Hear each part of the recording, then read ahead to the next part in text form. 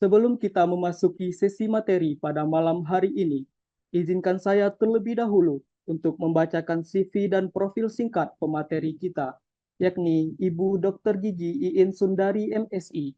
Beliau merupakan seorang akademisi dan praktisi kedokteran gigi yang memiliki dedikasi tinggi dalam bidang pendidikan, pelayanan kesehatan, dan organisasi profesi.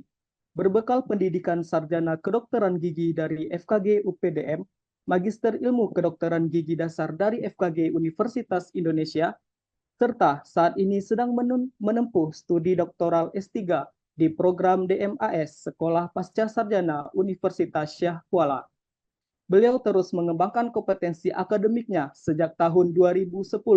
Beliau mengabdi sebagai staf pengajar di Fakultas Kedokteran Gigi Universitas Syah Kuala dan pernah menjabat sebagai Kepala Departemen Dental Material FKG USK pada periode 2014 sampai 2021.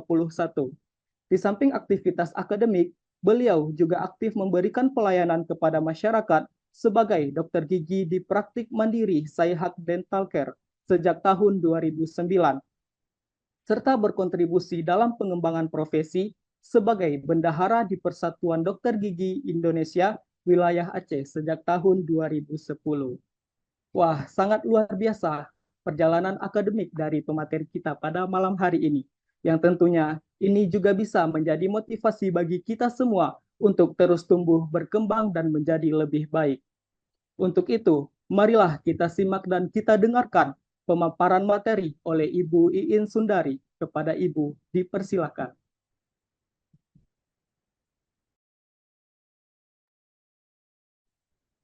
Baik, bismillahirrahmanirrahim. Assalamualaikum warahmatullahi wabarakatuh.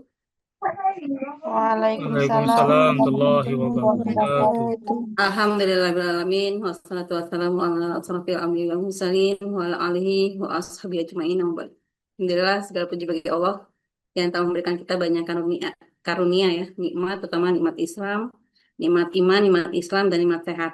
Mudah-mudahan glowingnya seperti Muhammad Idris tadi ya. Glowing wajahnya dan glowing giginya ya, sampai bersinar. Alhamdulillah. Tanpa salam dan salam kita tujukan ke Nabi Muhammad SAW beserta keluarga, sahabat, dan orang-orang yang tetap istiqomah di jalan Allah. Mudah-mudahan kita termasuk di dalamnya. Amin, amin, ya rabbal alamin. Alhamdulillah, terima kasih pada Rumah Amal yang sudah memberikan kesempatan kepada saya untuk bisa bertatap muka walaupun via online ya dengan adik-adik mahasiswa sekalian ataupun masyarakat secara umum yang ikut berhadir pada hari ini. Eh, ini adalah bentuk perhatian dari Rumah Amal ya pada adik-adik sekalian dan masyarakat secara umum ya untuk memberikan edukasi. Khususnya untuk saat ini saya diberi kesempatan untuk sesuai dengan profesi saya menyampaikan edukasi tentang kesehatan gigi dan mulut supaya kita tetap glowing ya, tetap glow up baik luar maupun dalam. Jadi tidak saja eh, outer ya secara beauty-nya tapi inner beauty juga. Dan ini adalah cerminan sebenarnya sebagai seorang muslim ya yang menunjukkan rasa syukur kita kepada Allah karena telah diberikan nikmat. Di sini ada giginya yang nggak lengkap nggak ya? Coba senyum semua. Alhamdulillah ya, senyumnya Ada. tulus ya. Senyum tulus, giginya bersih ya, dan alhamdulillah ini menjadi sebuah nikmat yang Allah berikan. Bahkan eh, kita semua nih sebenarnya bisa berbicara ini karena adanya gigi ya. Bahkan kalau misalnya kita belajar Quran, itu kalau makhorijul huruf misalnya lidah dan sebagainya itu pasti ada menyentuh gigi depan, gigi belakang, gigi samping, gigi belakang dan sebagainya. Jadi betapa Allah memberikan begitu banyak nikmat kepada kita sehingga kita bisa berbicara, berkomunikasi dengan baik dan bahkan bisa baca Al-Quran dengan baik dan benar. Ini izin saya share screen ya untuk materi kita kali ini. Ini saya langsung ke materi lanjutan ya, maksudnya supaya waktunya tidak terlalu larut nanti.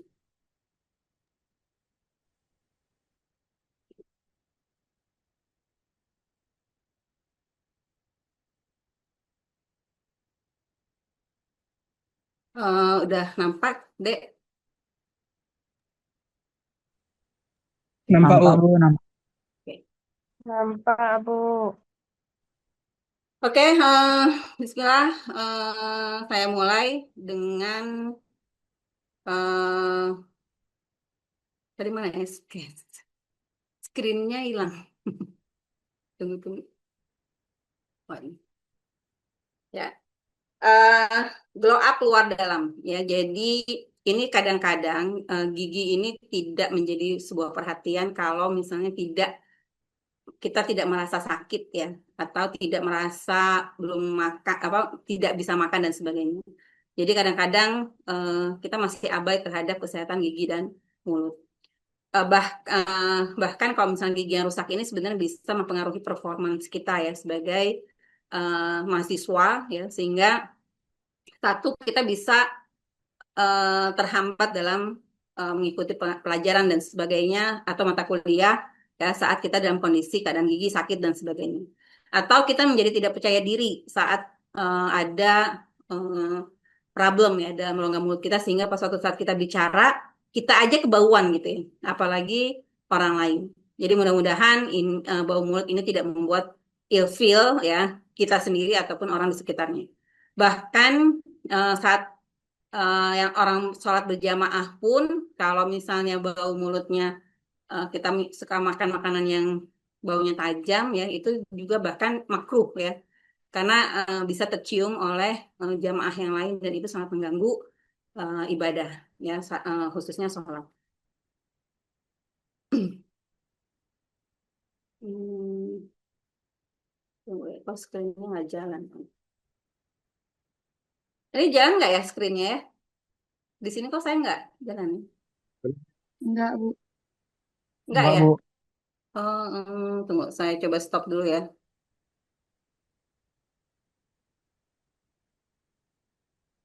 Hmm.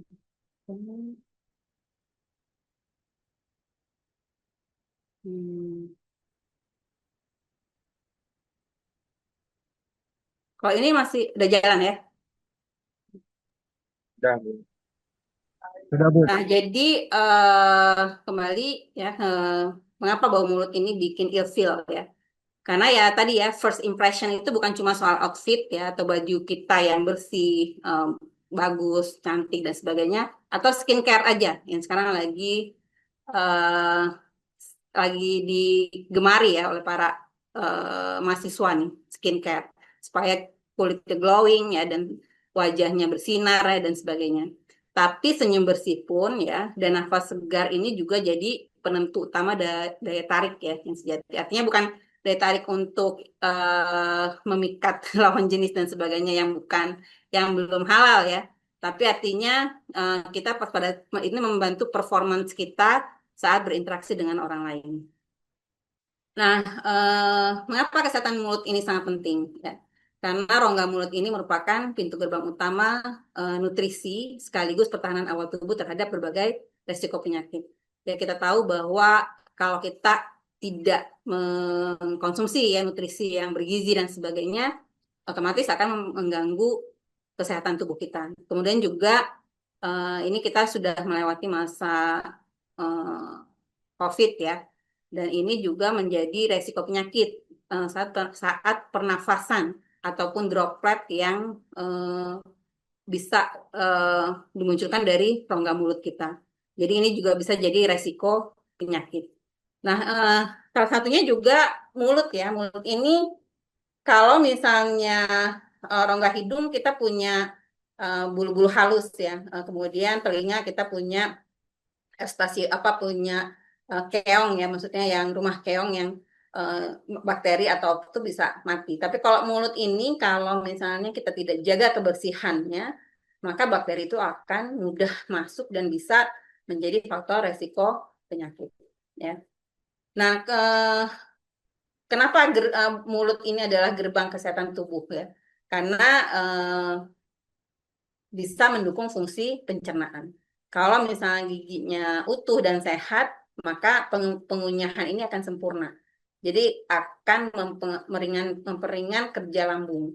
Tapi kalau misalnya ada sakit, ya kita tidak mengunyah dengan baik, bahkan saliva atau air liur yang ada di situ tidak optimal, ya, karena untuk menghancurkan atau menjadi makanan itu menjadi halus, ya, sehingga akan masuk ke dalam rongga pencernaan kita dan itu akan menjadi kerja berat. Makanya nanti akan banyak yang penyakit-penyakit dengan sakit mah, ya, sampai akut bahkan, ya, atau terjadi permasalahan di usus besar atau usus kecil, ya, atau duodenum dan sebagainya. Jadi ini sangat penting fungsi dari gigi untuk menghaluskan makanan. Ya, bahkan Rasulullah SAW juga menganjurkan untuk mengunyah kurang lebih sekitar 32 kali, ya, bahkan, ya, untuk menghaluskan, ya, sehingga self cleansing dalam rongga mulut juga jadi berjalan gitu, ya, sehingga pas setelah bolus atau makanan itu menjadi halus, dia ditelan dan itu bisa memperingan kerja lambung atau kerja pencernaan. Nah, kemudian juga sebagai pencegah infeksi sistemik, ya, jadi bakteri dari gusi yang bermasalah, ya, kalau misalnya gusi kita nggak sehat dan sebagainya, itu menjadi fokal infeksi, ya, jadi infeksinya bisa mengalir lewat darah atau bakterinya bisa mengalir lewat darah dan memicu penyakit organ-organ penting, ya, seperti jantung atau paru, ya, kemudian atau bahkan bisa juga memicu diabetes, ya. Nah, kemudian kalau gigi kita bersih dan nafas segar, tentu akan meningkatkan kepercayaan diri kita saat kita berkomunikasi atau menyampaikan informasi, ya, atau transfer knowledge dan sebagainya. Ini sangat menunjang komunikasi sehingga kita lebih percaya diri untuk bisa berinteraksi sosial secara harian. Nah, di sini masalah umum dari rongga mulut, ya. Ini kita belum masuk ke apa sih penyebabnya bau mulut ini, ya. Ini hal yang banyak terjadi atau umum terjadi masalah di rongga mulut. Yang pertama adalah gigi berlubang, ya. Jadi ada kerusakan lapisan luar dari gigi yaitu enamel, kemudian ada terjadi penumpukan asam, ya, karena kita sering saat ini kan makanan kita banyak yang tinggi karbohidrat, ya, artinya dia akan dipecah menjadi glukosa dan bisa menyebabkan kondisi asam dalam rongga mulut, ya. Kemudian juga terjadi penumpukan asam yang dihasilkan oleh bakteri pengurai tadi, ya, dari sisa gula makanan dan sebagainya atau dari karbohidrat yang diurai oleh bakteri, ya, sehingga menjadi kondisi rongga mulut kita ini jadi asam dan itu bisa menyebabkan kerusakan dari lapisan enamel atau amil. Kemudian terjadi radang gusi, ya, peradangan pada jaringan gusi atau kalau misalnya istilah dalam kedokteran gigi itu gusi itu gingiva. Jadi pas pada saat ada peradangan jadinya gingivitis, ya. Jadi ada peradangan baik itu mungkin ringan atau bahkan berat, ya. Akibat ada benda asing nih. Benda asingnya apa? Yaitu plak dan karang gigi yang menumpuk di awal dari leher gigi, kemudian nanti bisa juga dia memenuhi mahkota dari gigi, ya, kalau misalnya tidak segera ditangani. Dan kemudian apa? Dapat menimbulkan bau mulut, ya, atau istilahnya itu halitosis yang disebabkan oleh pembusukan sisa makanan yang mungkin bisa ada tertinggal di dalam gigi yang berlubang atau karies disebabkan oleh pembusukan sisa makanan dan jaringan organik dari gigi. Nah, kemudian juga bisa akumulasi dari bakteri yang ada menumpuk di lidah, ya. Di lidah kita kan tidak halus, ya, dia ada papila-papila yang kadang-kadang makanan itu tertumpuk gitu, ya, di permukaan lidah. Atau kondisi mulut yang kering nih karena bisa jadi ada penyakit sistemik. Seperti salah satunya karena misalnya diabetes yang kronis, ya, atau kondisi yang bisa menyebabkan kelenjar liur tidak berproduksi dan sebagainya. Jadi kering, ya, atau istilahnya tuh serostomia. Dan ini justru bisa menimbulkan halitosis atau bau mulut. Nah, begitu juga makanan-makanan yang tajam, ya, seperti jengkol, ya, pete, ya, mungkin rasanya nikmat, ya, tapi ternyata itu bisa menyebabkan bau mulut. Ya, makanya ini juga yang dihindari, ya, atau kalaupun ia memang suka dengan makanan tersebut, maka harus dibersihkan, ya, kondisi rongga mulutnya. Nah, kalau didiamkan, ya, gigi kita ini akhirnya bisa terjadi karies seperti ini ya. Kemudian kalau awalnya mungkin ringan aja nih ya, tapi kemudian kalau misalnya dibiarkan dia bisa eh, mengkontaminasi bagian jaringan pulpa ya. Di sini ada yang ini email ya atau enamel yang sering kita tahu ini adalah lapisan terluar dari gigi. Kemudian ada lapisan lagi yang lebih lunak.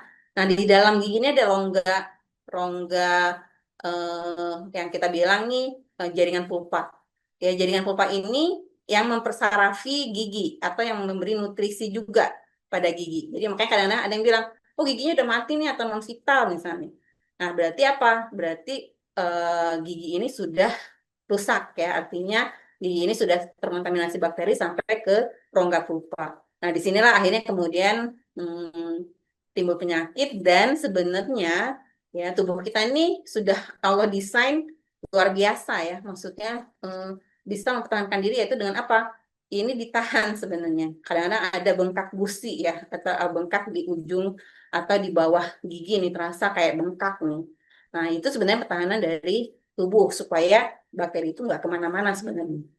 Makanya imunitas ya dalam rongga mulut ini bisa dari talifa, kemudian kondisi sehat dari si apa penyangga gigi dan sebagainya ini sangat mempengaruhi. Nah, ini yang akhirnya karena banyak akumulasi bakteri yang ada di rongga mulut, terutama di gigi yang rusak, maka akhirnya bisa terjadi bau mulut saat kita bicara, ya, atau saat kita menguap, ya, atau mengeluarkan eh, apa nafas atau bernafas dan sebagainya, ini bisa bermasalah, ya. Kemudian kalau misalnya tadi ya dari yang gigi tidak dilanjutkan akhirnya bisa jadi penyakit periodontal atau penyangga gigi ya, penyakit penyangga gigi. Akhirnya bisa gusi parah ya, merusak jaringan lunak dan tulang penyangga gigi, akhirnya gigi menjadi goyah atau goyang. Nah, itu bisa juga jadinya terlepas. Ini yang kemudian juga ada abses gigi ya. Ini kayak kalau istilah mungkin kalau di kulit tuh kayak bisul gitu ya. Tapi kalau ini karena di mukosa, jadi dia eh, berbeda ya, sama tidak seperti kulit yang di luar gitu ya. Jadi ini akibat infeksi bakteri ya pada saraf gigi tadi ya yang di rongga pulpa tadi. Nah, sebenarnya penting pemeriksaan klinis ini ke dokter gigi ya untuk mendeteksi ya ancaman ini sebelum berkembang lebih parah. Nah, realitasnya di kita di masyarakat nih sangat tinggi nih angka kariesnya ya atau insidensi karies ya. Jadi masalah karies gigi ini besar dan kadang-kadang tidak hanya diabaikan ya sebelum bengkak dan sebagainya belum bermasalah ini tidak menjadi perhatian kita. Bahkan kalau di survei dari Kesehatan Indonesia ini ada masih 82,8% ya masih sangat tinggi ya gigi berlubang ini sebagai pemicu utama halitosis ya atau bau mulut. Nah, seringkali lubang kecil ini tidak terasa sakit sehingga dibiarkan, padahal udah ada alarmnya nih, misalnya rasa ngilu atau rasa itu sebenarnya alarm ya bahwa ada masalah di kita. Jadi kalau misalnya masih terasa apa masih ada cuman rasa ngilu sesaat habis itu hilang, kita abai. Padahal itu bisa jadi awal dari penyakit atau karies.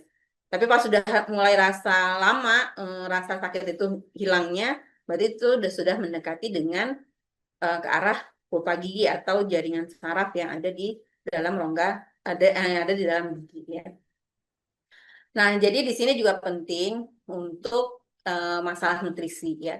Jadi makanan yang perlu dibatasi ini adalah makanan dan minuman yang tinggi gula ya. Sekarang kan kopi aja ditambah dengan pemanis ya atau teh ya, teh yang pemanisnya tinggi atau minuman bersoda berkarbonasi ya itu juga tinggi gula ya kemudian permen yang lengket minuman yang asam yang dapat mengikis nih juga ya seperti masam keeng misalnya sering ya atau pliu dan sebagainya tapi tidak diimbangi dengan makanan yang segar atau minuman mineral atau minuman air putih yang banyak ya ini bisa merusak jaringan email ya dan bisa memicu pertumbuhan bakteri.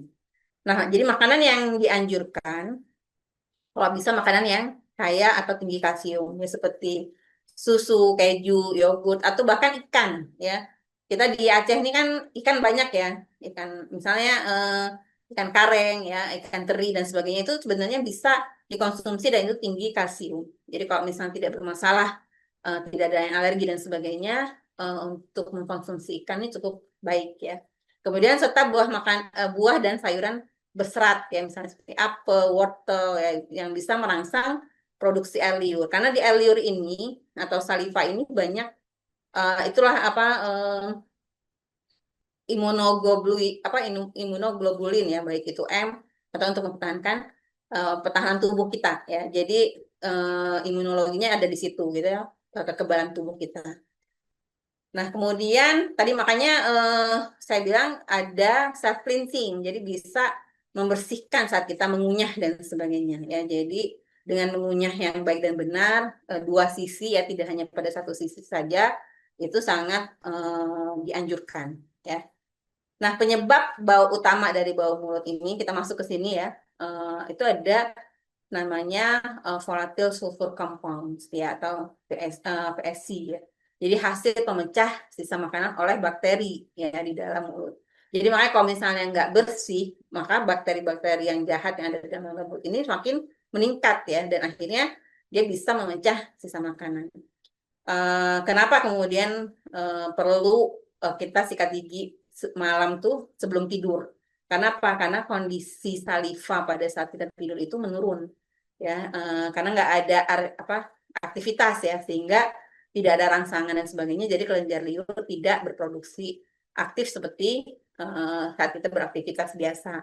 Makanya di sini biasanya bakteri lebih aktif ya, lebih progresif saat misalnya masih banyak sisa makanan yang tertinggal tidak dalam kondisi bersih.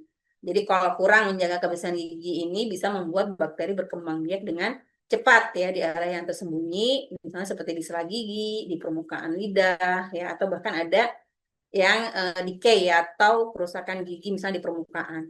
Kalau misalnya tertinggal seperti itu, akhirnya bisa merusak lebih cepat. Nah, jadi ini nih ada biang kerok utama ya, bau mulut. Yang pertama tadi plak dan karang gigi.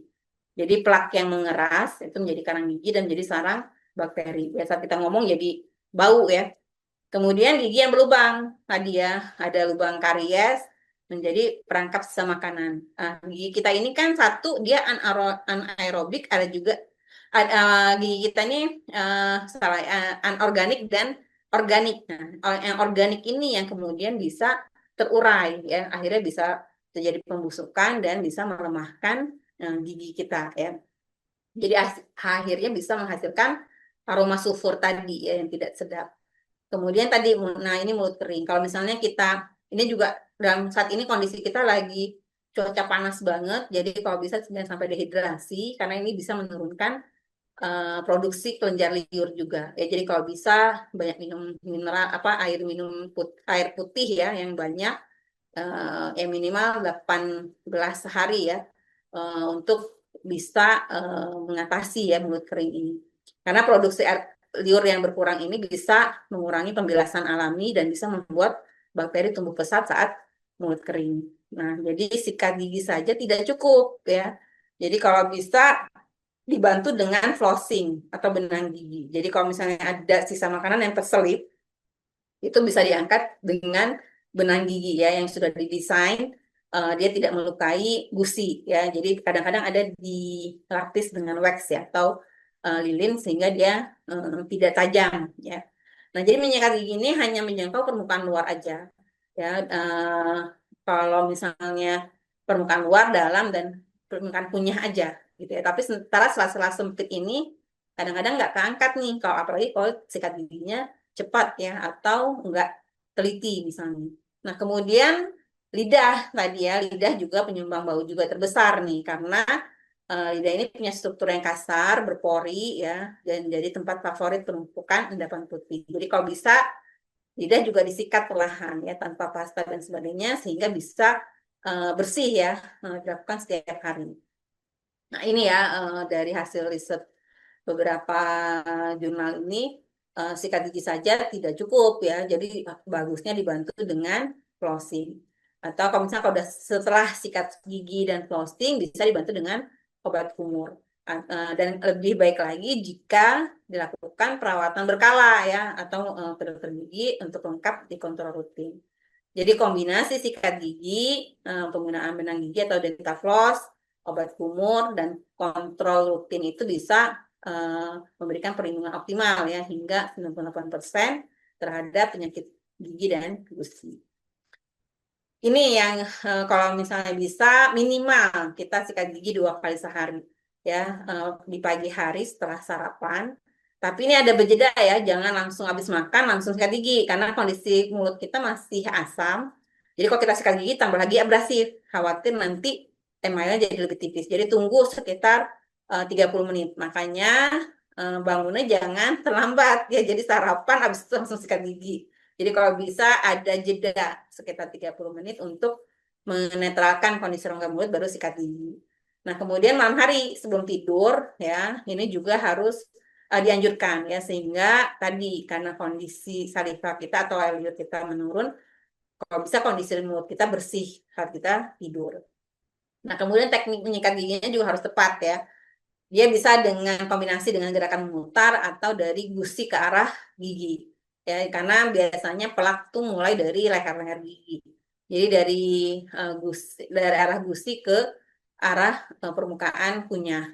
Nah, ini juga sama cukup penting ya karena gusi kita masak secara perlahan atau jadi supaya peredaran darah di gusi itu juga baik. Nah, ini gerakannya gently ya, lembut, jangan terlalu kuat atau keras ya karena nggak efektif juga di kuat-kuat malah justru lapisan email jadi lebih tipis. Nah, ini juga selama 2 menit kemudian bisa menjangkau seluruh permukaan gigi dan lidah ya. Kemudian gunakan benang gigi, bersihkan plak dan sisa makanan di sela-sela gigi yang tidak dapat dijangkau sikat gigi. Kemudian lengkapi dengan obat kumur. Ini juga diperlukan ya. Karena antiseptik kalau misalnya terlalu berlebihan, ini juga bisa menekan bakteri, tapi jamur bisa tumbuh. Jadi harus bijak ya saat menggunakannya. Dan diusahakan yang tanpa alkohol, karena ini bisa membuat mulut menjadi kering kalau ada kandungan alkoholnya. Nah, ini perbedaan antara plak dengan karang gigi ya. Kalau plak ini lapisan tipis yang lengket, yang kadang kita nggak makan pun saat kita berpuasa, plak ini tetap tumbuh atau makanya kadang-kadang bau mulutnya jadi tidak masih kurang enak ya dicium. Tapi kan bau mulutnya orang berpuasa ya seperti misk ya. Jadi warnanya juga transparan ya putih. Bakteri dalam plak ini juga menghasilkan asam. Nah, ini bisa merusak enamel atau emain. Jadi plak juga dapat dibersihkan secara teratur 2 kali sehari. Nah, kalau karang gigi ini nggak bisa ya. Dia disebut juga dengan tartar atau kalkulus ya. Dan ini nggak bisa kita angkat dengan sikat gigi aja ya. Atau sekarang banyak iklan-iklan yang bisa meruntuhkan karang gigi dan sebagainya. Ini hati-hati ya.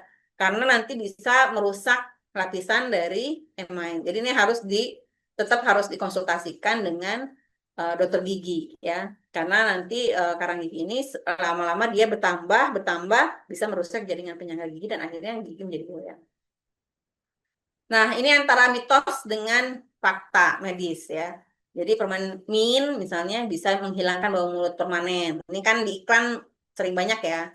Padahal fakta medisnya ini hanya menutupi bau mulut sesaat aja. Karena pilihan permen bebas gula ini yang jadi pilihan ya. Jangan yang hanya rasa manis kemudian udah hilang udah dibuang gitu ya. Padahal justru permen karet yang bebas gula ini yang bisa merangsang air liur ya atau saliva. Kemudian mouthwash atau obat kumur nih bisa menggantikan sikat gigi, nggak bisa ya. Kalau di iklan kan sangat bombastis ya. Kadang-kadang bisa menghancurkan plak dan sebagainya. Padahal dia nggak sekuat itu juga gitu ya. Karena obat kumur ini hanya pelengkap. Jadi sikat gigi dulu yang baik, maka dibantu dengan obat kumur. Kemudian sikat gigi yang keras nih supaya hilang ya sebenarnya nggak bisa juga karena karena kalau terlalu keras bisa menyebabkan email gigi jadi terkikis ya atau aus dan akhirnya bisa melukai gusi jadi turun nih jadi terjadi resesi gingiva ya. Nah, di sini juga perlu diperhatikan apa yang bisa kita kerjakan, apa yang memang perlu ke dokter gigi misalnya ya. Nah, kalau pembersihan plak dan karang, kalau mandiri akhirnya ini untuk mencegah pembentukan karang gigi. Jadi plaknya bisa diangkat sebelum mengeras ya. Kalau udah mengeras maka perlu ke dokter gigi untuk di scaling ya, di scale, diangkat ya, diungkit untuk dilepas karang giginya. Kemudian kalau deteksi mandiri deteksi masalah ini misalnya ya misalnya ada keluhan udah mulai ada alarm nih, ngilu dan sebagainya, maka diperiksa oleh dokter gigi. Jangan kadang-kadang kita boleh untuk googling tapi terus sekedar informasi, jangan semua dicoba karena setiap orang punya apa namanya? Punya eh, ke apa kekuatan tubuh atau kekebalan tubuh yang berbeda-beda. Jadi kadang-kadang nggak bisa perawatan yang sama aja, kadang-kadang bisa menyebabkan efek yang berbeda ya. Kemudian tindakan pencegahannya menggunakan pasta gigi yang berfluoride di rumah misalnya hari-hari. Tapi kalau misalnya untuk pencegahan bisa dibantu dengan topical fluoride atau dengan dental sealant ya. Kemudian frekuensi idealnya sikat gigi cukup rutin misalnya setiap hari 2 kali sehari. Nah, kalau ke dokter gigi bisa dicek setiap 6 bulan sekali. Ini ya, jadi dibantu dengan seperti ini. Ya, untuk yang tongue scraper ini seperti kalau misalnya ada bisa beli atau bisa dengan sikat gigi biasa ya. Kemudian jadwal berkalanya seperti ini. Kalau harian kita setiap hari bisa ya dengan menjaga. Nah, kemudian ini 3 bulan sekali ganti sikat giginya, atau kalau misalnya udah mulai mekar atau udah rusak bisa langsung diganti ya. Kemudian periksa 6 bulan sekali dan jangka panjangnya konsisten nih pola makan dan sehat. Di sini insya Allah nggak ada kebiasaan merokok kan atau vape ya, karena waktu wawancara kan nggak boleh merokok ya, karena merokok ini sangat berpengaruh terhadap kesehatan rongga mulut. Ya ini bisa menyebabkan misalnya kanker paru dan sebagainya, kalau bisa kita cegah ya. Sayur dan buah juga ini salah satu skincare ya untuk mulut kita ya, maka perbanyak asupan sayur dan buah ya. Dia bisa apa kayak asupan sayur dan buah ini kayak vitamin C ya. Jadi kalau misalnya ada luka dan sebagainya ya bisa memperbaiki ya. Dan juga bisa menstimulus kelenjar air liur ya. Nah, siap glow up ya. Mudah-mudahan kita bisa glow up luar dalam, artinya kita bersyukur pada Allah, jaga apa yang sudah Allah beri ya, rawat gigimu, jaga nafasmu ya, dan pacu kepercayaan diri setiap hari ya. Ini ada sedikit video, nggak kedengeran ya suaranya. Mau glow up maksimal? Duh, jangan sampai bau mulut bikin ilfil. Sikat gigi dan lidah dengan benar. Mulut fresh, makin pede.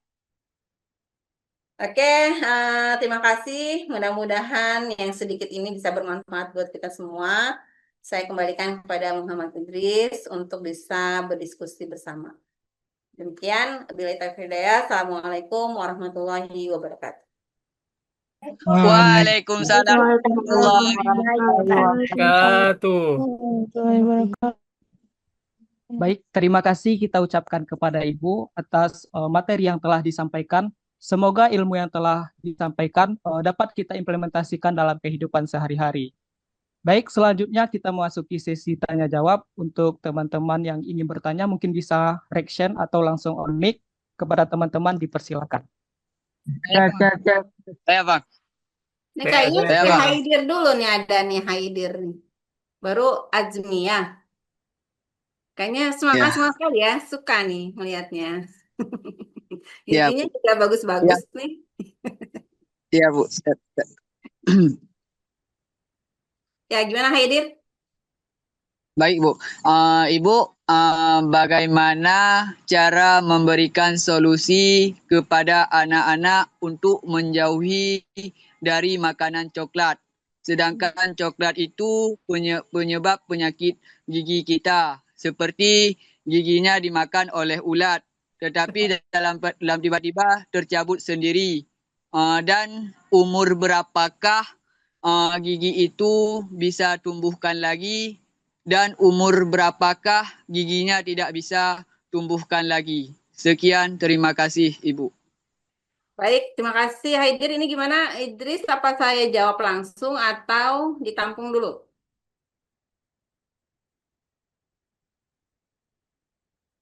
Mungkin bisa langsung dijawab aja ya, Bu. Jawab. Baik, saya bisa komunikasi sama Haidir ya. Ini Haidir udah punya anak atau punya adik atau lagi apa ngajar di PAUD atau anak-anak TK?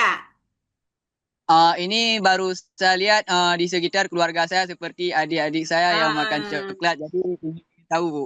sangat perhatian ya sama keluarganya ya, Masya Allah ya. Baik, saya coba bantu di ini ya, eh, pergantian gigi ya. Jadi usia-usia berapa aja sih ada pergantian gigi dan kalian tentunya eh, apa udah nggak ada yang bercampur lagi ya. Jadi kalau misalnya gigi kita ini ada masa pergantian ya. Jadi bisa copot memang untuk gigi susu ya. Tapi kalau untuk gigi eh, dewasa ya itu nggak bisa lagi ya. Jadi kalau misalnya saya kasih gambaran lah ya, sebentar ya.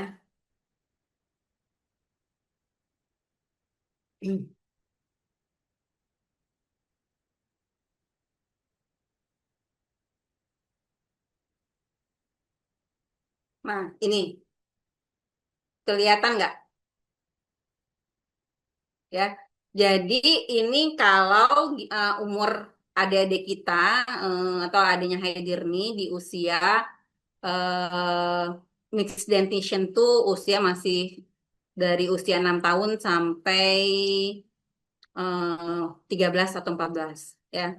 Jadi Allah udah mendesain untuk gigi susu pertama kali tumbuh itu usia 6 bulan. Jadi sebenarnya dari kandungan pun udah ada benih-benih giginya. Kemudian pas waktu dia lahir, tumbuh setelah bayi 6 bulan, udah mulai muncul gigi depan, bawah. Kemudian nanti dilanjut atas. Kemudian sampai usia 2,5 tahun atau 3 tahun tuh udah lengkap nih gigi susunya sampai geraham yang di sini ya, geraham ini nih, ya geraham ini.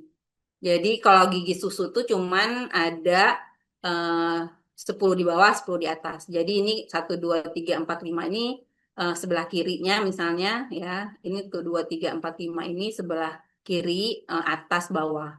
Sebelah kanannya nanti 5 lagi.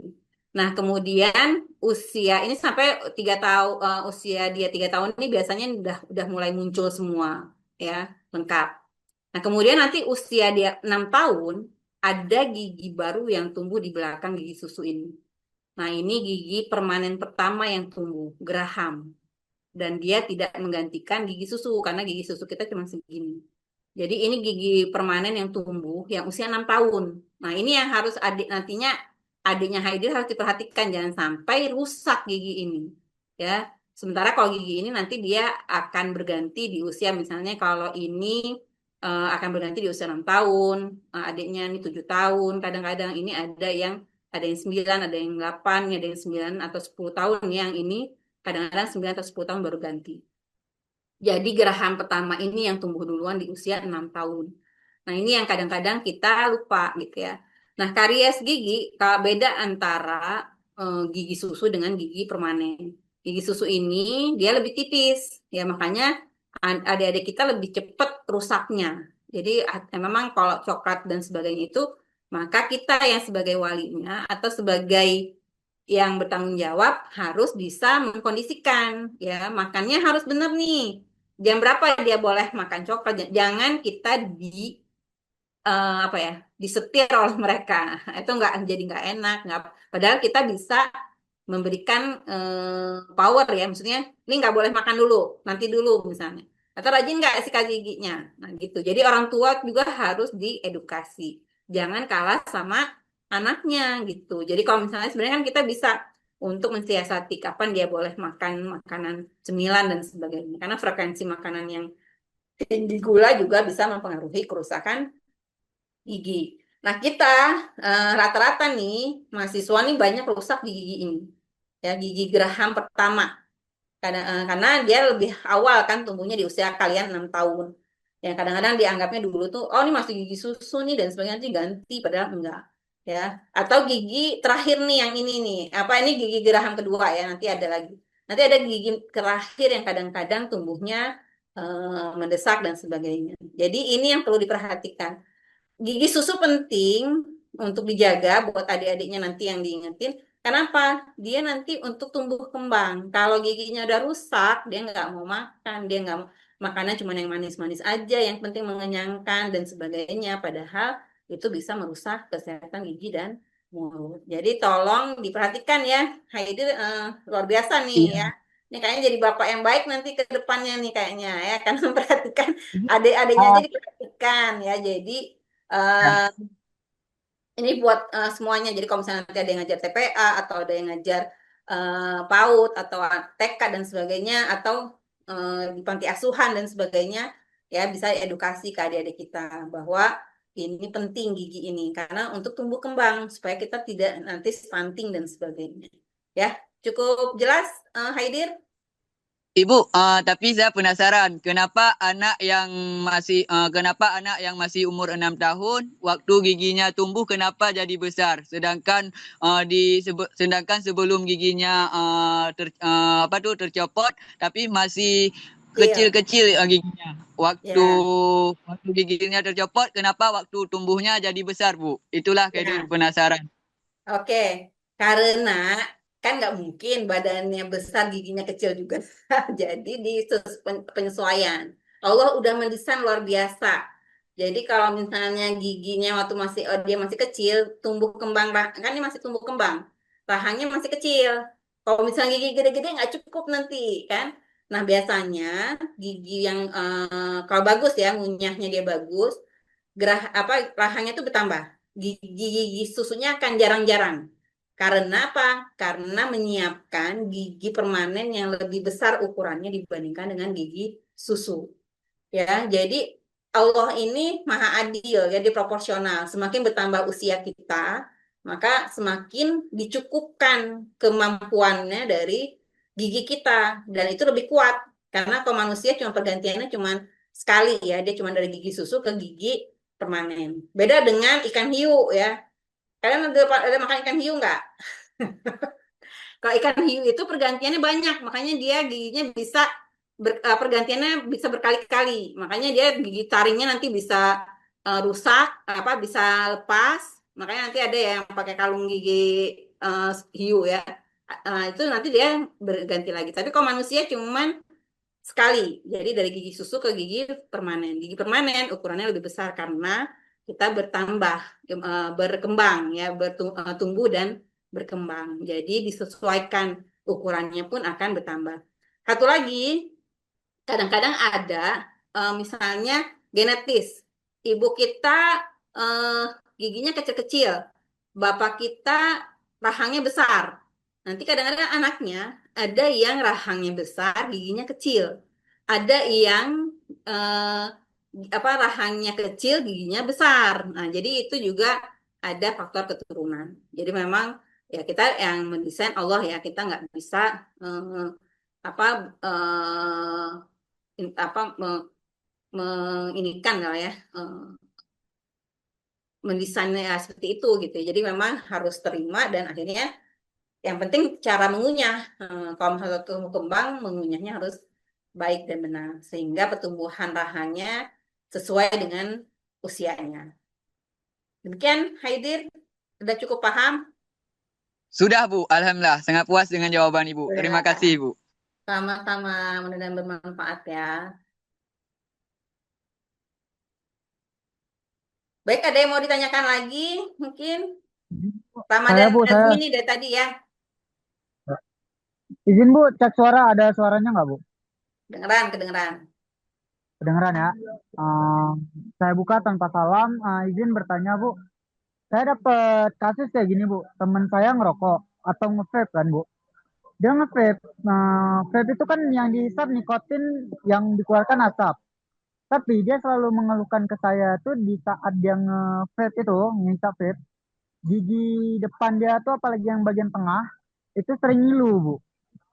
Kira-kira kalau misal itu penyebabnya apa ya, Bu ya? Kalau memang dari segi kedokteran. Oke. Eh, Azmi nggak ngerokok dan nge-vape kan?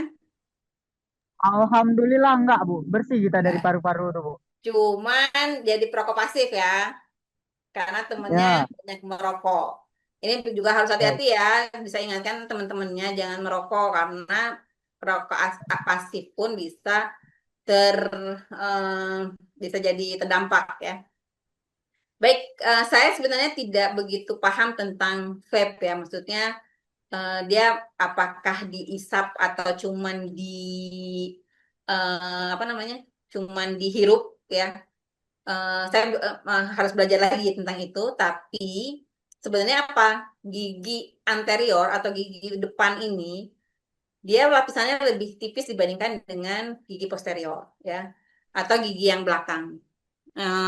Kemudian kalau vape itu eh, saya nggak tahu ya. Kalau rokok itu kan dia sampai dekat dengan puntung apa dengan ini kan panas ya. Jadi itu temperatur juga bisa mempengaruhi.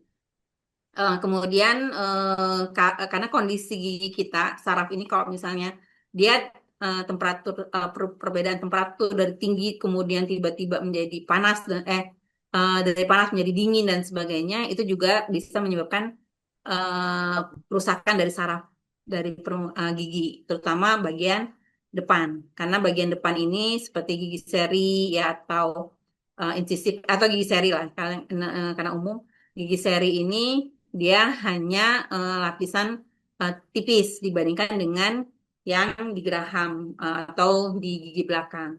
Kemudian tadi eh, karena dia terpaparnya langsung ya di depan, jadi otomatis itu sangat mempengaruhi.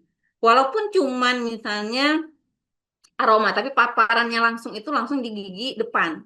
Makanya kenapa jadi ngilu. Solusinya apa? Berhenti merokok dan nge-vape. Mudah aja sebenarnya, ya nggak?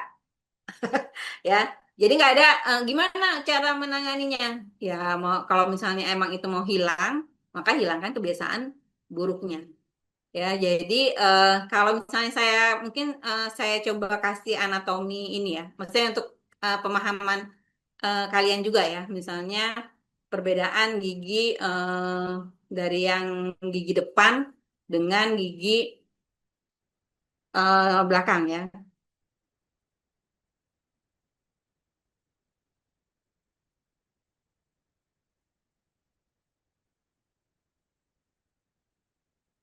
Ini supaya lebih tahu aja sih ya, apa namanya, dari sisi anatomi bahwa gigi eh,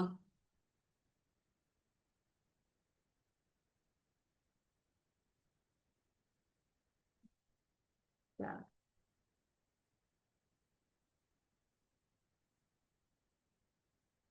itu dia udah lama juga kan masa ininya kan, masa apa nge-vape-nya atau dia pernah dari rokok biasa ke vape misalnya. Kebetulan Bu, dia ini nggak pernah ngerokok. Cuman karena lingkungan dia rata-rata nge-vape, dia nge-vape Bu. Cuman Hmm, nggak bukan yang setiap hari dia nge-vape ya itu. hmm. Biasa kalau jalan sama saya tuh kalau lagi jalan jauh aja kayak gitu. Misal lintas sekilas, baru dia nge-vape. Ya kalau bisa sih emang dihindari ya. Kalau mana ya? Kalau ini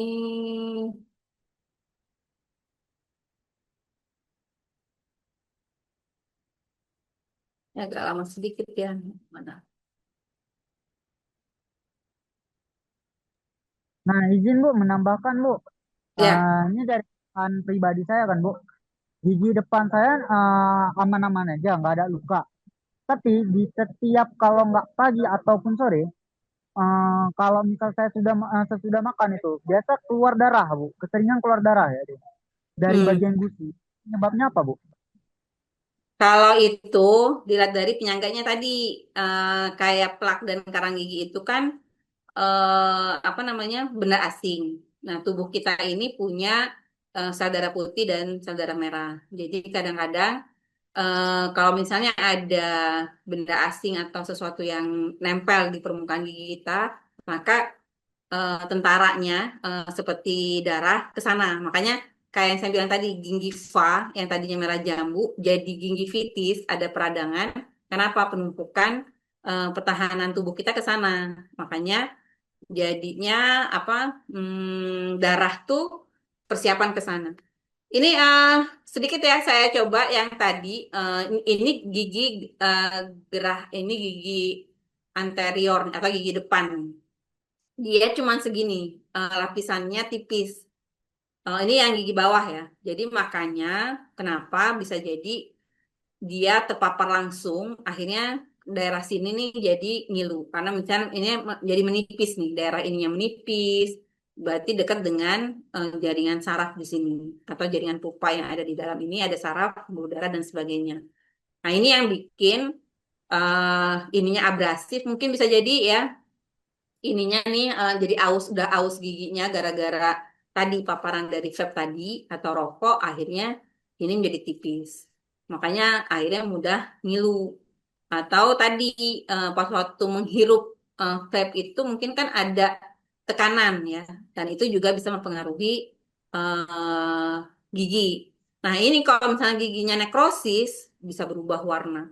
Jadi makanya kalau bisa pencegahan sebelum itu menjadi lebih parah, maka berhenti saja deh, anjurkan untuk berhenti merokok. Baik itu dengan rokok biasa atau dengan vape, karena bahayanya seperti itu. Nah tadi yang gusi bengkak itu, atau gusi yang ada gingivitis tadi, peradangan ringan misalnya, itu berarti ada benda asingnya, ada nempel di permukaan gigi kita. Misalnya plak yang lama nggak kita bersihin, atau cara sikat gigi kita nggak benar. Tadi kayak dari gusi ke arah gigi harusnya jangan menggosok secara vertikal aja atau horizontal aja, tapi harus vertikal dari gusi ke arah gigi. Sehingga plak yang tadinya masih lunak bisa terangkat. Tapi kalau udah jadi karang gigi berarti apa? Berarti udah coba periksa ke klinik Pratama, ada kan di USK ya. Coba ke klinik Pratama untuk scaling, bersihin. Nanti setelahnya baru sikat gigi yang benar sehingga tidak mudah lagi kebentuk plak atau sampai karang gigi. Ya, jadi bisa jadi Asmi itu bentuk ada benda asing yang menempel di permukaan gigi. Salah satu yang bisa plak atau karang gigi yang mungkin masih tipis. Jadi kalau bisa dibersihkan aja. Kemudian bisa jadi tadi kekurangan vitamin C, ya. Kekurangan vitamin C juga bisa mempengaruhi tadi kalau misalnya kesehatan gusi, ya. Kalau bisa itu juga dibantu dengan makanan-makanan yang bernutrisi atau nutrisi yang baik, yang bergizi, ya. Demikian Idris, ada yang saya kembalikan pada Idris. Ya begitu Azmi ya. Mudah-mudahan paham ya. Atas informasinya. Ya, sama-sama. Baik Ibu, terima kasih atas jawaban dari pertanyaan yang telah diberikan. Mungkin sambil menunggu pertanyaan berikutnya, teman-teman boleh absen terlebih dahulu melalui link yang telah di-share di kolom komentar. Dan sedikit informasi juga kepada teman-teman berhubung kita sedang membahas terkait gigi dan mulut. Di USK sendiri melalui klinik Pratama, kalau tidak salah saya setiap itu membuka kegiatan sekali gigi gratis untuk mahasiswa. Nah, untuk teman-teman yang tertarik untuk sekali gigi gratis, mungkin bisa dipantau Instagram klinik Pratama USK untuk pendaftarannya. Ya, jadi kita ada fasilitas itu di klinik Pratama dan juga bisa di RSGM, Rumah Sakit Gigi Mulut. Di situ ada mahasiswa atau dokter gigi muda, atau istilahnya mungkin lebih kalian familiar dengan koas. Itu kadang-kadang membutuhkan juga kasus-kasus seperti scaling, ya. Jadi kalian bisa simbiosis mutualisme lah, ya. Maksudnya kalian bisa dikerjakan oleh dokter-dokter muda atau koas. Kemudian kalau misalnya ada yang perlu dicabut, ekstraksi dan sebagainya, kita disupervisi oleh DPJP, ya, oleh dokter gigi yang sudah ditunjuk, baik itu dokter GP, general practice atau dokter gigi umum maupun dokter spesialis.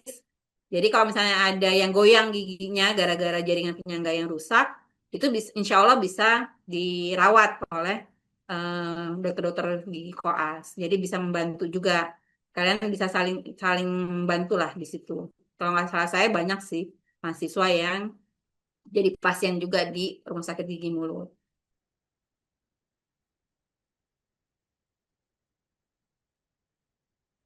Intinya kan jangan sampai gara-gara masalah gigi kalian jadi terhambat ya, nggak gigi bengkak, gusi bengkak, nggak percaya diri karena bau mulut, banyak gigi yang harus dicabut, banyak gigi karies dan sebagainya. Ini tadi saya bilang ya, kita sebagai seorang muslim harus bersyukur. Tanda syukurnya apa? Menjaga kondisi kesehatan gigi dan mulut. Jangan dirusak ya, karena ini seumur hidup gigi kita digunakan. Kita makan setiap hari ya. Jadi kalau bisa betul-betul dijaga untuk bisa kita juga menjalankan ibadah ya dengan baca Quran yang baik, sholat, tidak mengganggu orang lain dengan bau mulut kita dan sebagainya.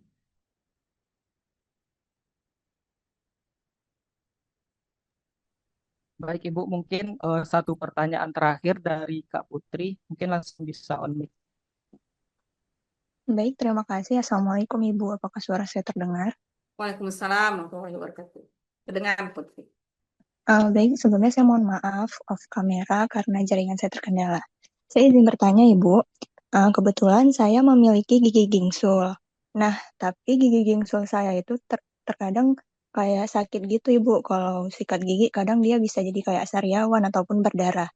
Nah, kira-kira apakah boleh saya cabut gigi gingsul saya? Tapi saya takut juga Ibu karena saya pernah dengar gigi atas itu sarafnya berhubungan dengan saraf mata. Bagaimana ya Ibu solusinya? Terima kasih banyak. Baik, Assalamualaikum. salam. Ini gigi gingsulnya gigi taring atau bukan? Iya Ibu. Ya, gigi taring ya, karena memang umumnya gigi taring ini kalau yang atas dia lebih besar dan lebih panjang. Gitu juga gigi taring bawah ya, karena emang fungsi dia kan untuk mengoyak ya, untuk mengoyak misalnya daging, makanan-makanan yang keras dan sebagainya. Jadi Masya Allah ya, Allah menciptakan fungsi-fungsi gigi ini berbeda-beda. Gigi seri untuk memotong, gigi taring untuk mengoyak, gigi geraham untuk mengunyah. Jadi jangan terbalik ya, kalau gigi belakang nggak bisa ngunyah, ngunyahnya ke depan. Akhirnya apa? Jadi rusak juga. Nah, gigi taring ini adalah pembentuk wajah. Dia posisinya memang di sini ya. Dan ini panjang. Jadi jangan sampai gigi taring ini waktu kalian masih muda ini dicabut. Kalau misalnya nanti kalian akan pasang bracket atau orto atau untuk ngeratain kawat gigi untuk ngeratain gigi, biasanya yang dicabut itu geraham kecil. Geraham yang di samping ya. Jadi geraham yang bukan untuk mengunyah, dia yang membantu. Makanya dibilang para molar atau premolar. Jadi dia untuk membantu pengunyah. Biasanya karena posisinya dia agak sedikit ke belakang. Jadi secara estetis pun tidak mengganggu penampilan. Jadi nanti kalaupun nanti dicabut, biasanya yang dicabut bukan gigi yang gingsulnya, tapi gigi geraham kecilnya. Sehingga nanti pas waktu ditarik dengan kawat bisa didorong. Karena memang dia di luar incline, ya, jadi ektopik di luar lengkung gigi. Dan itu ya kadang-kadang bisa, apalagi kalau misalnya giginya besar-besar, maka bisa melukai jaringan mukosa atau jaringan lunak bisa di bibir atau bisa saat kita menyikat terlalu kuat dan sebagainya itu bisa menjadi luka, jadi terluka. Jadi memang disarankan pertama tadi sikat gigi jangan terlalu keras. Dia menyapu semua permukaan gigi.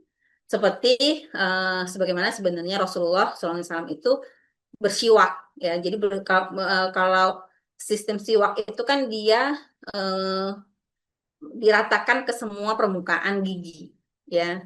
Jadi itu yang lebih bagus sebenarnya. Jadi istilahnya kalau kita pakai teknik bas itu dari gusi ke arah gigi, menyapu bukan menggosok kuat-kuat, sebenarnya menyapu semua permukaan gigi. Jadi ya tidak terluka ya. Kemudian kita mengunyah itu memang kompleks ya. Waktu bergerak tuh kan gigi cari keseimbangan dia. Jadi apalagi kalau kita makannya sambil ngobrol sambil apa ya kadang-kadang kegigit. Makanya waktu makanan penuh itu dihindari untuk bicara. Karena apa? Karena tadi supaya menghindari nanti terpleset kah atau tergigit lidah atau bibir ya, atau mukosa di dalam mulut. Kadang-kadang kegigit karena kita ngobrol. Nah, itu kan makanya kalau bisa pas waktu mulut penuh maka hindari untuk bicara. Jadi ini juga penting. Jangan sampai saya bukannya apa menjelekkan profesi yang lain ya. Karena kadang-kadang hati-hati dengan misalnya tukang gigi atau perawat gigi. Karena perawat gigi ini ada batasan untuk dia tidak boleh juga eh, lebih advance ya melakukan perawatan. Dia sebenarnya dental hygiene. Jadi dia cukup untuk tindakan pembersihan dan tindakan sederhana. Sementara kalau tukang gigi ini karena di Indonesia ya, hanya di Indonesia ini dia hanya sebenarnya profesi yang turun-temurun. Kadang-kadang tidak disertai dengan ilmu. Jadi ini harus hati-hati dengan biaya-biaya pasang kawat gigi yang murah, pasang apa untuk mencerahkan atau bikin bleaching gigi, tapi dengan bahan-bahan yang tidak sesuai. Ini harus hati-hati. Atau beli di online, toko online, beli alat kawat orto, dipasang entah buat sama siapa. Hati-hati karena bisa merusak jaringan penyangga gigi tulang dan itu bisa berbahaya. Untuk saraf, ya persarafan itu beda. Ya, saraf ini ada cabang-cabangnya. Saat misalnya pencabutan gigi memang di anestesi, yang di anestesi memang pembuluh darah, apa saraf dan pembuluh darah. Kadang-kadang kalau misalnya dia terlalu tinggi daerah sini, ada misalnya kalau ngeblok ya atau ini karena ini ya apa misalnya di anestesi terlalu dalam, itu ada pengaruh sesaat misalnya sedikit kabur dan sebagainya, tapi bukan bikin jadi buta atau minus dan sebagainya. Karena persarafan itu berbeda, ya jalurnya itu beda. Dia ada percabangan di wajah itu ada percabangan. Jadi jangan takut kalau misalnya memang ada yang perlu dicabut giginya yang bagian atas, jika perlu ya, bukan pencabutan yang nggak perlu ya, karena pengen cantik dan sebagainya. Ini juga penting ya untuk penggunaan kawat gigi atau bracket bukan untuk estetis-estetisan ya, karena ada yang cuman buat cantik-cantik diri atau FOMO ya, pengen ikut-ikutan ya, sementara tidak diindikasi, itu juga sangat berbahaya. Atau main cabut-cabut tadi. Perhatikan juga jangan sampai wajah kita jadi peot gara-gara gigi taringnya dicabut misalnya. Ya, jadi ada ketentuan kalau misalnya mau pasang gigi, kawat gigi atau mau pencabutan. Diperhatikan kecuali kalau gigi taringnya sudah rusak berat dan tidak bisa perawat ulang, maka baru terakhir pencabutan. Demikian Putri, bisa dipahami? Bisa, Ibu. Terima kasih banyak, Bu. Ya. Jadi hati-hati ya, jangan sampai tergiur dengan promo-promo yang beredar di sosial media atau influencer-influencer yang tidak bertanggung jawab yang menyampaikan info atau edukasi yang tidak benar. Jadi harus disaring. Semua informasi jangan ditelan bulat-bulat, harus disaring. Ya, kalian sudah dewasa, kalian orang intelektual, ya, jadi dipelajari, jangan asal terima info dari berita yang tidak benar. Demikian, kembalikan kepada Idris. Baik, Ibu. Berhubung kita masih ada sekitar 5 menit lagi, mungkin kepada teman-teman yang masih ada pertanyaan, mungkin bisa langsung on mic aja.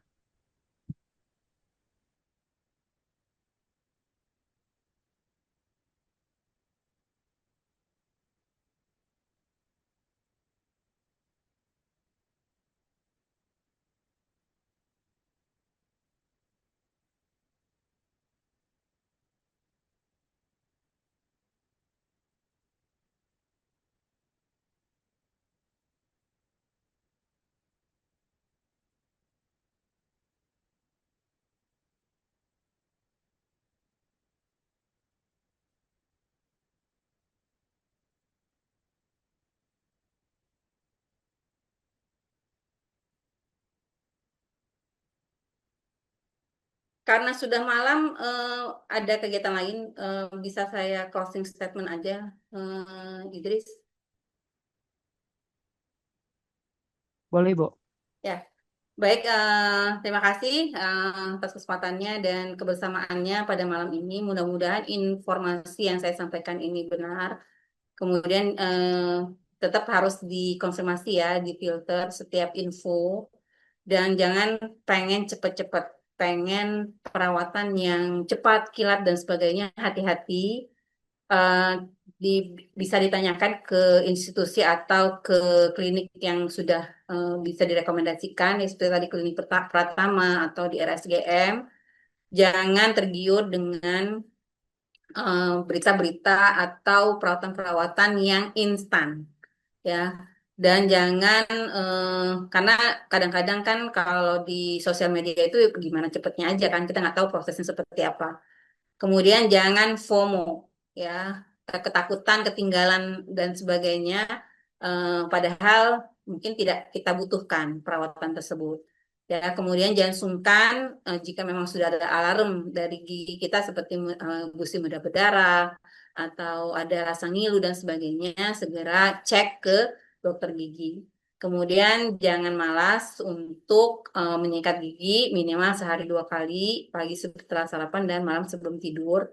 Kemudian makanan, jajanan, ya, konsumsi jangan sembarangan. Perhatikan gizinya. Kemudian juga jangan sampai kena diabetes ya, karena sekarang makanan sangat tinggi gula dan karbohidrat. Jangan lupa olahraga karena kalian masih muda. Karena kalsium bisa dibentuk apa, kalsium bisa terbentuk juga dengan kita bergerak ya. Jadi kalau misalnya energinya banyak, coba kan di USK sekarang udah enak ya untuk jalan sore, untuk olahraga bersama sama teman-teman dan sebagainya.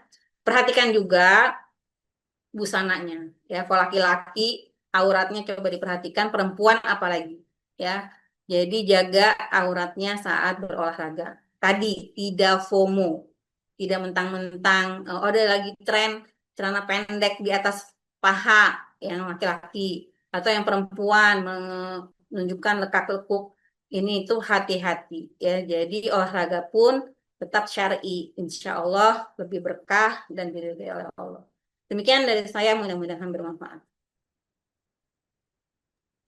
Baik, Ibu. Sekali lagi kami ucapkan terima kasih, Bu, atas materi yang telah disampaikan. Semoga bermanfaat bagi kita semua dan dapat kita terapkan dalam kehidupan sehari-hari. Amin, amin. Sebelumnya saya minta maaf jika ada di luar mahasiswa dari masyarakat umum yang saya tidak betul sapa, saya nggak lihat siapa, ada bapak-bapak atau ibu-ibu yang lebih tua dari saya. Saya mohon maaf jika penyampaiannya kurang berkenan. Demikian dari saya. Baik, Ibu. Untuk selanjutnya mungkin kita masuk ke sesi foto bersama. Kepada teman-teman semuanya untuk bisa on cam terlebih dahulu. Dan untuk sesi foto bersama saya serahkan kepada Bang Adil. Oke, baik. Terima kasih Idris. Jadi buat teman-teman semua eh, bisa dinyalakan kameranya ya. Oke, saya cek dulu. Ini ada 4 slide, berarti ada 4 kali foto ya per slide.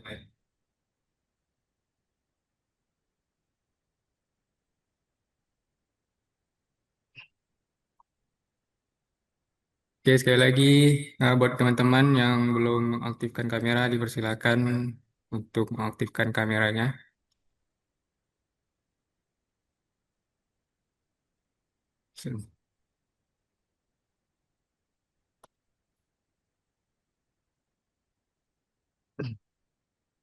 Oke, baik.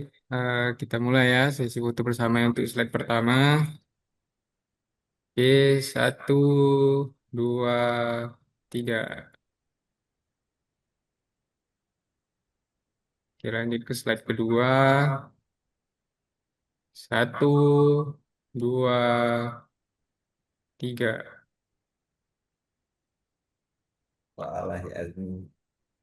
Oke, lanjut ke slide ketiga. 1, 2, 3.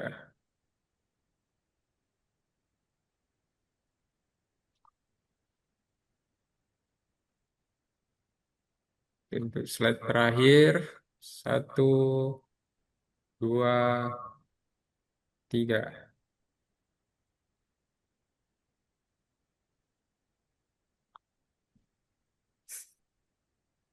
Oke, baik. Terima kasih untuk teman-teman semua. Saya kembalikan lagi kepada Muhammad Idris. Silakan. Baik, terima kasih kepada Ibu, teman-teman, dan abang-abang semuanya. Karena telah berhadir pada sesi mahir kita pada malam hari ini. Saya Muhammad Idris. Apabila terdapat kesalahan selama menjadi MC, saya mohon maaf. Dan saya ucapkan terima kasih. Saya pamit undur diri. Wassalamualaikum warahmatullahi wabarakatuh. Waalaikumsalam warahmatullahi Waalaikumsalam wabarakatuh. warahmatullahi wabarakatuh. Saya izin undur diri ya. Assalamualaikum. Oh, terima kasih banyak. Makasih Bu ya. Ya, buat adik-adik semuanya yang absen silakan ya. Jangan lupa absen. Waalaikumsalam warahmatullahi wabarakatuh.